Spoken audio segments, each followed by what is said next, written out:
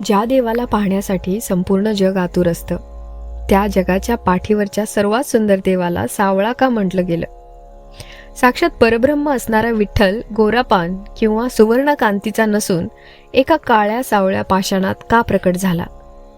का आपल्या संतांनी पांडुरंगाच्या या घननिळ्या सावळ्या रूपावर स्वतःचे प्राण ओवाळून टाकले?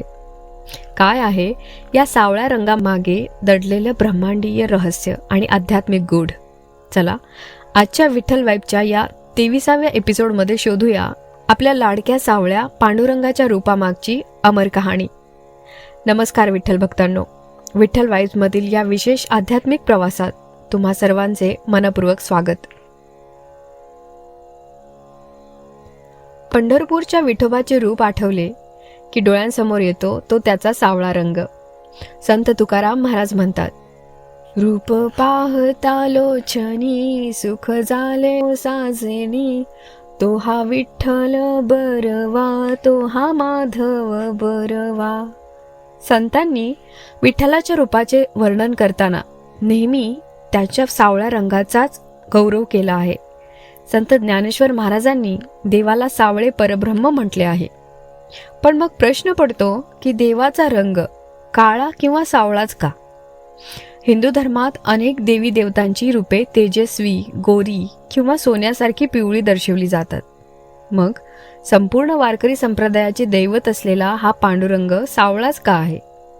यामागे पौराणिक, आध्यात्मिक आणि वैश्विक अशी 3 मोठी कारणे आहेत.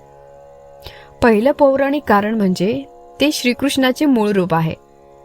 पौराणिक कथेनुसार पंढरीचा विठ्ठल हा दुसरा कोणी नसून साक्षात भगवान श्रीकृष्णच आहेत.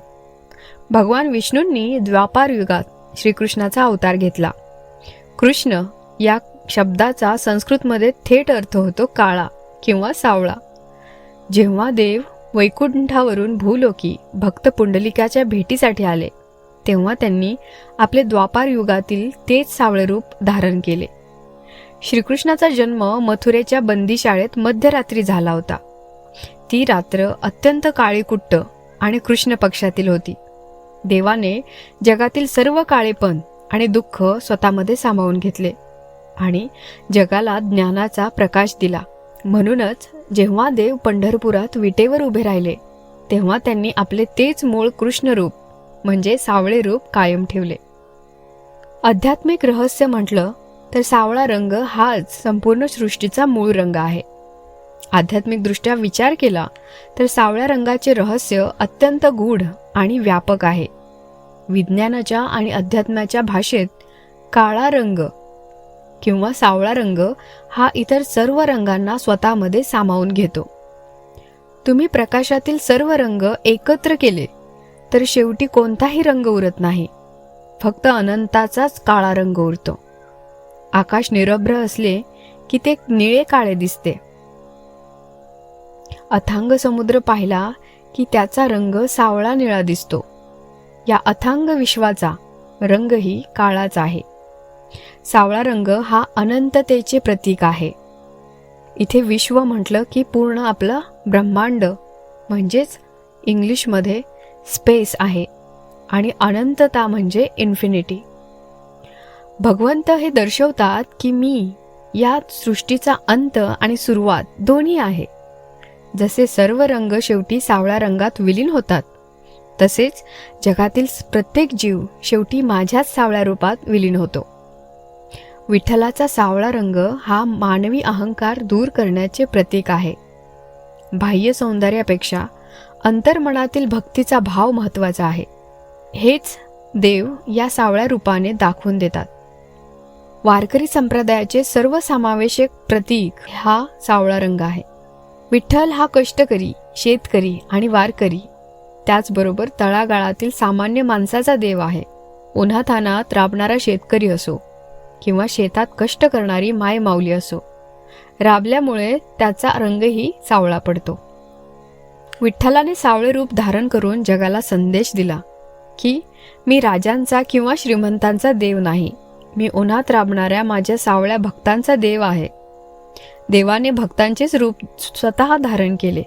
संत जनाबाई म्हणतात, दळण दळीत माझ्या सावळ्या विठूच्या संगे.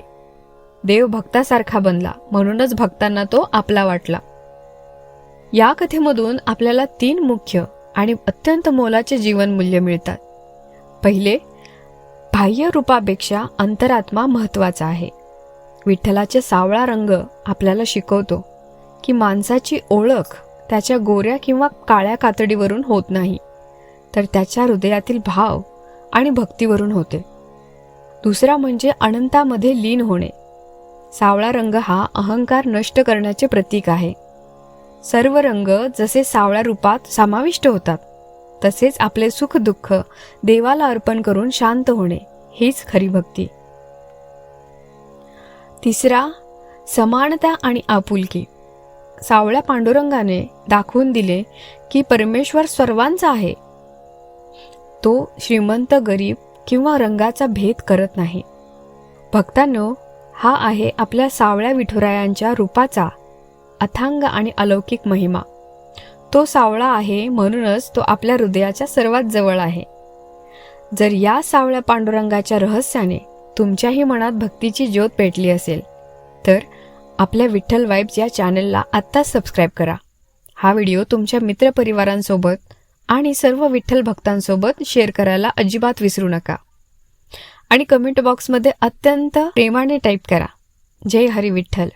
भेटूया पुढच्या एपिसोड क्रमांक 24 मध्ये अशाच एका भक्तिमय आणि गूढ कथेसह. तोपर्यंत सावळ्या विठूच्या ध्यानात आनंदी रहा.